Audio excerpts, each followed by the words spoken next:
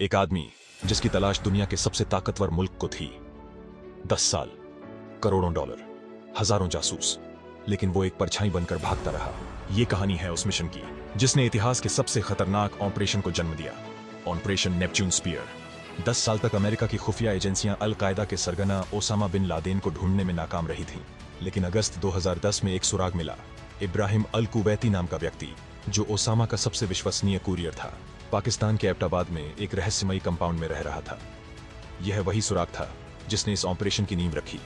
एबटाबाद का यह कंपाउंड साधारण घरों से अलग था। 38,000 वर्ग फुट में फैला हुआ, 18 फीट ऊंची दीवारों से घिरा हुआ और खिड़कियों तक को बंद किया गया था। यहाँ रहने वाले लोग न किसी से मिलते थे, न बाहर फोन या इंटरनेट का इस्तेमाल करते थे। यही संकेत था कि इस कंपाउंड के अंदर कोई महत्वपूर्ण व्यक्ति छुपा हुआ था। मिशन की योजना। अमेरिकी खुफिया एजेंसियों ने 6 महीने तक इस कंपाउंड पर निगरानी रखी और पुष्टि की कि वहां ओसामा बिन लादेन मौजूद था। इसके बाद CIA ने राष्ट्रपति बराक ओबामा को इस मिशन की जानकारी दी। 3 ऑप्शन रखे गए। 1. बमबारी करके पूरा कंपाउंड नष्ट कर देना, लेकिन इससे पक्के सबूत नहीं मिलते। 2. ड्रोन अटैक करना, लेकिन इससे भी ओसामा के बच निकलने की संभावना थी। 3. सीधा ग्राउंड ऑपरेशन करना, जहां नेवी सील टीम 6 को भेजा जाता। ओबामा ने तीसरे ऑप्शन को चुना। मिशन का एग्जीक्यूशन।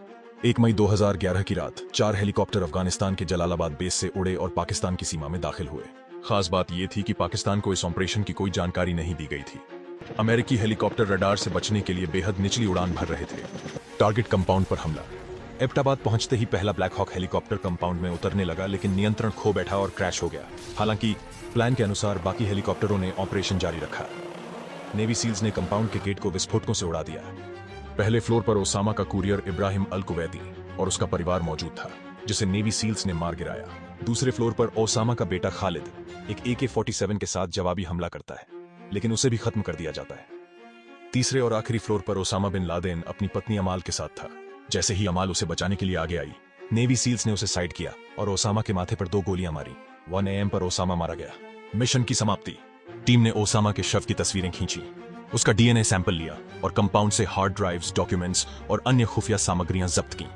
इसके बाद नेवी सील्स हेलीकॉप्टरों में वापस अफगानिस्तान रवाना हुए। कुछ ही घंटों बाद ओसामा का शव समुद्र में दफन कर दिया गया। बराक ओबामा की घोषणा। The United States has conducted an operation that killed Osama bin Laden, the leader of Al-Qaeda. न्याय मिल गया है।